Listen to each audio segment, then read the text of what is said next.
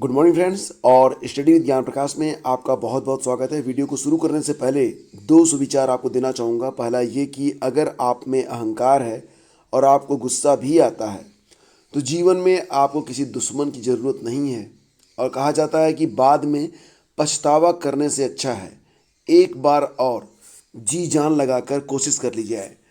तो इन्हीं सुविचारों के साथ शुरू करते हैं आज के दैनिक रोजगार समाचार। और जैसा कि आपको पता है यूपी टीईटी की परीक्षा कब होनी है, ये 28 नवंबर को प्रस्तावित है।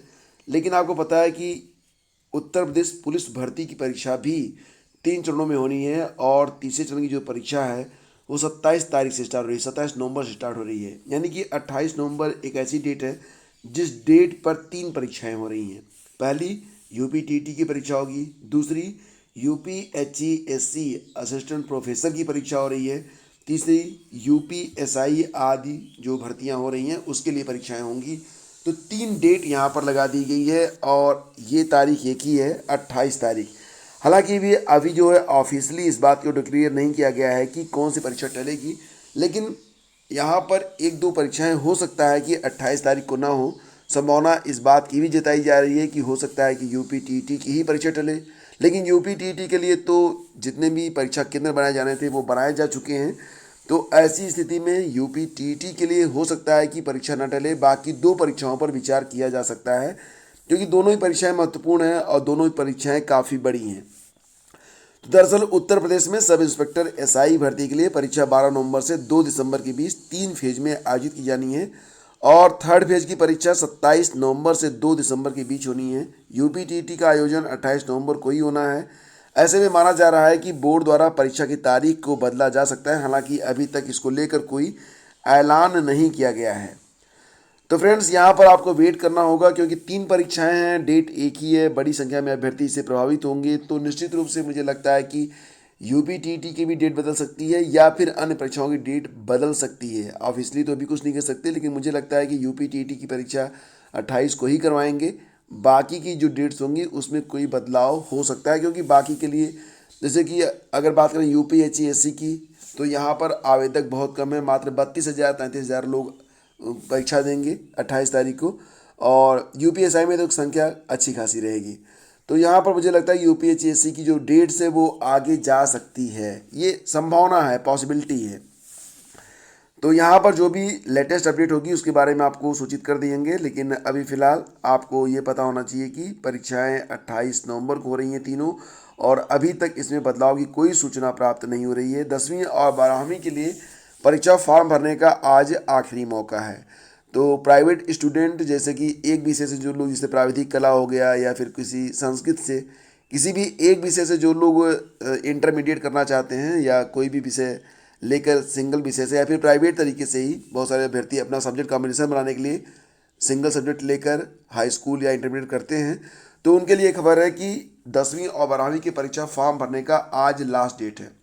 और अगर आज आप विद्यालय में जाकर आवेदन नहीं कर पाते हैं तब आपका 1 साल डिले हो जाएगा। तो अब फॉर्म भरने के लिए आज का दिन बाकी है। इसके बाद 9 से 14 नवंबर तक प्रधानाचार्यों को छात्र और छात्राओं से संबंधित विवरण की जांच कर उसे अपडेट करने का अवसर दिया जाएगा।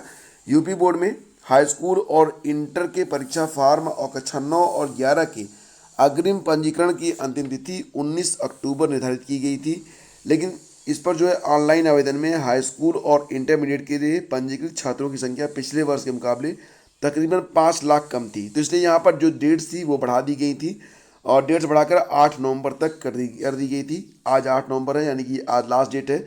19 अक्टूबर तक हाई स्कूल के लिए 27.70 लाख, मतलब 27,70,000, और इसमें लगभग 14,000 प्राइवेट छात्र थे। कक्षा 9 में 31,14,000 और इसी के साथ 11 में 26,04,000 बच्चों ने अपने पंजीकरण है, अग्रिम पंजीकरण वो करवाए थे। तो यहाँ पर पूरी अपडेट यही है कि अगर सिंगल सब्जेक्ट से अगर आप इंटरमीडिएट वगैरह करना चाहते हैं तब आज आपके लिए समय शेष है। इसके बाद फिर आपको 1 साल का इंतज़ार करना होगा। और देखिए फ्रेंड्स, यहाँ पर बात करें तो यूपीएचएससी असिस्टेंट प्रोफेसर की सेकंड राउंड की जो परीक्षा होनी है 13 नवंबर को होनी है, आप यहाँ पर देख सकते हैं। और इसके लिए जो एडमिट कार्ड जारी हुए तो बहुत बड़ी संख्या में पुरुष अभ्यर्थियों को महिला लिखा हुआ मिला, मतलब बड़ी संख्या में पुरुषों के प्रवेश पत्र पर फीमेल शब्द अंकित कर दिया गया। हंगामा हुआ तो आयोग ने रातों रात गलती सुधारते हुए संशोधित प्रवेश पत्र जारी किए हैं। अभ्यर्थियों को समस्याओं के निराकरण के लिए आयोग ने एक हेल्पलाइन नंबर और ईमेल आईडी भी जारी किया है, वो मैं आगे आपको बता रहा हूँ। तो अशासकीय महाविद्यालयों में असिस्टेंट प्रोफेसर के 2002 पदों पर भर्ती होनी है। पहले चरण के तहत 30 अक्टूबर को 16 विषयों की लिखित परीक्षा हो चुकी है। दूसरे चरण के तहत 13 नवंबर को 18 विषयों की लिखित परीक्षा होनी है। इसके लिए कुल मिला के देखा जाए तो 32,880 अभ्यर्थी पंजीकृत हैं, जिनकी परीक्षा 13 नवंबर को होनी है। तो दूसरे चरण की परीक्षा में शामिल होने वाले अभ्यर्थियों ने शनिवार को जब आयोग के पोर्टल से अपने प्रवेश पत्र डाउनलोड कर लिए तो उन्हें तगड़ा झटका लगा, क्योंकि बड़ी संख्या में पुरुष अभ्यर्थियों के प्रवेश पत्र पर महिला अभ्यर्थी दर्ज था। तो अभ्यर्थियों ने आयोग में अपनी शिकायत दर्ज कराई, तो आयोग ने एजेंसी से इसकी जांच कराई। आयोग की सचिव वंदना त्रिपाठी का कहना है कि शनिवार को ट्रायल हो रहा था और आधिकारिक रूप से रविवार को प्रवेश पत्र जारी किए गए हैं। तो ट्रायल के दौरान ये अभ्यर्थियों ने प्रवेश पत्र डाउनलोड कर लिए और प्रवेश पत्र संशोधित कर दिए गए हैं। और इसके लिए जो हेल्पलाइन नंबर है वो 9289144891 और ईमेल आईडी है upHESC50@gmail.com पर 10 नवंबर तक अगर कोई दिक्कत हो तो आप इस पर कंप्लेन कर सकते हैं।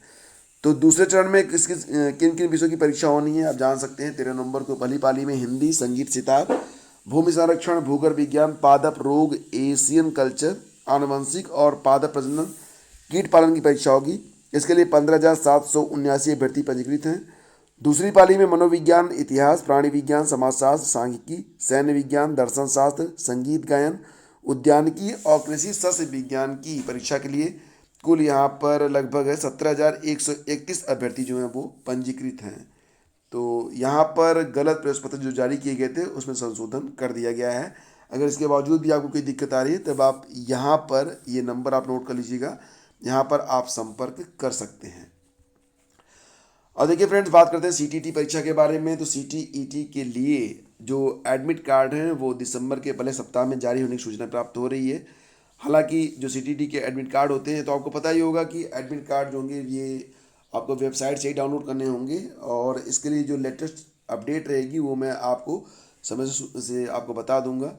वेबसाइट वही है ctet.nic.in, इस पर विजिट करके आप बाकी की जानकारी ले सकते हैं। हॉल टिकट के बारे में भी आपको सटीक जानकारी यहीं से मिलेगी। हालांकि अभी तक हॉल टिकट कब जारी होंगे इसके लिए सीटीईटी ने कोई डेट जो है ऑफिशियली डिक्लेयर नहीं की है।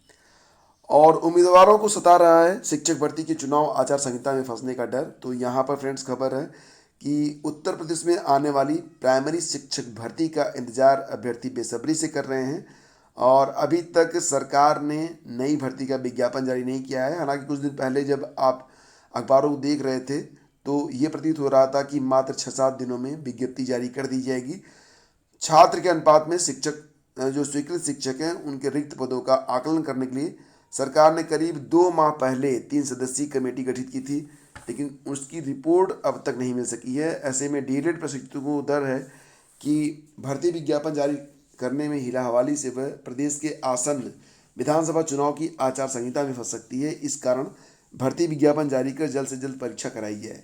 फिलहाल दोस्तों, यहाँ पर उत्तर प्रदेश में प्राइमरी शिक्षक भर्ती का इंतजार बड़ी संख्या में अभ्यर्थी कर रहे हैं और यहाँ पर बहुत सारी सीटें खाली भी हैं। तो निश्चित रूप से भर्ती आएगी, लेकिन कब तक आएगी इसके बारे में कुछ निश्चित रूप से कहा नहीं जा सकता, क्योंकि अभी तक जो रिपोर्ट आनी थी 3 सदस्यों की वो रिपोर्ट अभी तक जारी नहीं की गई है और अभ्यर्थी बड़ी व्यग्रता से, बड़ी बेसब्री से इंतजार कर रहे हैं। कई बार अभ्यर्थियों ने ये जो टीम गठित की गई थी तो टीम के जो मेंबर हैं उनसे उन्होंने मुलाकात भी की है, लेकिन कोई संतोषजनक और मतलब ठोस जवाब अभी तक प्राप्त नहीं हुआ है।